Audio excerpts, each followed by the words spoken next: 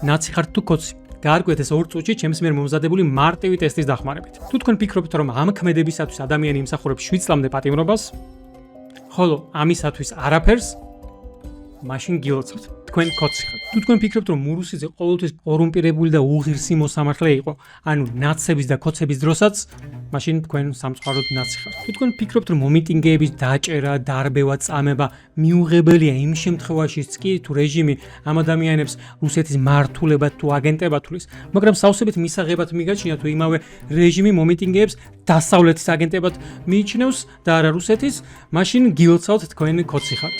და ზოგადად თუ ამ ორიდან თქვენ ფიქრობთ, რომ საქართველოს ნამდვილი და ერთადერთი მტერი რუსეთია, სამწუხაროდ თქვენ ნაცი ხართ. თუ თქვენ ფიქრობთ, რომ საქართველოს ტერიტორიების ოკუპაცია, ქართველი ერისთვის გენოციდის მოწყობა, ბუჩაში მოწყობილი ხოცვა-ჟლეტა და ზოგადად ის რაც ხდება უკრაინაში, ბავშვთა პროსტიტუცია, კორუფცია და ზოგადად ყველაფერი ის უბედურება რაც ხდება დღეს რუსეთში, ნაკლები ცოდვაა ვიდრე ჰომოსექსუალიზმის არ დამალვა. არ დამალვა იმიტომ, რომ მალული ჰომოსექსუალები რუსეთშიც არანაკლები არიან, თუ მეტნი არა განსაკუთრებით მთავრობაში ყველა მიცის ეს რუსეთში. ხო, ამ შემთხვევაშიც გილოცავთ თქვენ ნამდვილი კოცი ხართ. თუმცა თუ თქვენ ფიქრობთ, რომ საქართველოს უნდა იყოს რეგიონის ძლიერი, მდიდარი და ამბიციური ქვეყანა, ძლიერი ჯარით და შეიარაღებით, მაშინ თქვენ სამწუხაროდ ნაცი ხართ. იმიტომ რომ ბავშვმა კოცმაც კი იცის, რომ ჯარის გაძლიერებით ჩვენ ხო რუსეთს ვაღიზიანებთ. და ზოგადად ჩვენ ხო პატარა და საწყალიერი ვართ და ჩვენ ხო ესეც უნდა ვიმყოფინოთ. მოკლედ გილოცავთ ყველას, ვინც ამ ტესტით კოცებით გამოხედით.